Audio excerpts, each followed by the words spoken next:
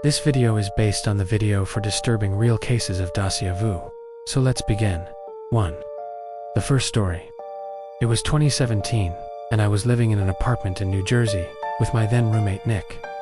One day, I noticed this weird smell in the hallway, a mix of burnt rubber and citrus cleaner. At that moment, I got the strongest feeling of déjà vu I've ever had. The next day, Nick came home looking shaken.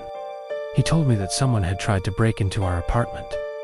The door was slightly ajar, and our things were strewn across the floor. Then the strangest part, Nick said, there's someone in the building. This exact thing happened again 2 nights later. I woke up from a dream about Nick saying, there's someone in the building. And when I went downstairs, I saw Nick standing there with the same worried expression.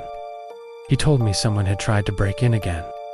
I do not know if the person actually tried to break in both times or if it was just a coincidence.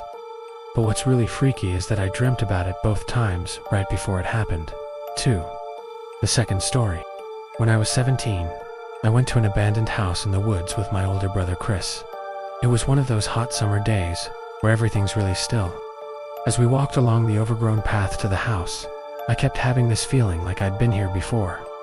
I remembered every twist and turn in the trail, and even some of the trees. I also remember thinking how cool it would be if there was a woman upstairs. Then, when we got to the house, I told my brother that the front step was broken, and that the paint on the side was peeling green. When we got inside, I told my brother I had this feeling there was a woman upstairs.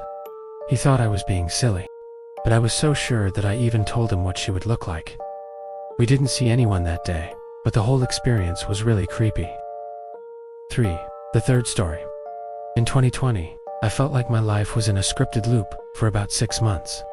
One night, I was driving home from a late shift at the hospital. I turned onto a country road and instantly felt a rush of déjà vu. I could see this big black pickup truck in front of me. It turned left without stopping at the stop sign. I slammed on my brakes and stopped just in time to avoid hitting them. But that's when I felt it, that sense of familiarity mixed with fear. I knew exactly what had happened, but it wasn't because it had happened before. It was because it was going to happen in the future. The next time I drove that road, I took a different route. A few weeks later, I got a message from a friend saying there had been a bad crash at that intersection. He sent me the news story. It was about a man who died when a pickup truck ran a stop sign and hit his car. The craziest part, the description of the truck and the victim was exactly the same as mine. The fourth story. I used to work as an overnight staff member at a long-term care home. One of the residents, Miss Adelaide, had a special room off the main hallway. One night I was getting Adelaide ready for bed, when she suddenly looked at me and said, "You already asked me that." I thought it was odd, but I just rolled it off and continued with my task. The next night it happened again. She said, "You already asked me that. You asked me every night." Confused, I asked my supervisor about Adelaide. He told me that she sometimes got confused and talked about her real family. I did my best to comfort her.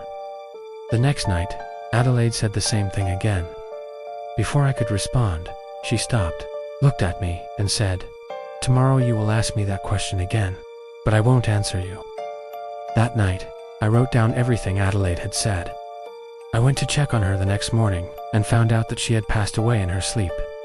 Later, I found her old file and realized that other staff had written down similar stories about Adelaide. Thanks for watching. If you enjoyed the video, please leave a thumbs up, comment, and subscribe for more content.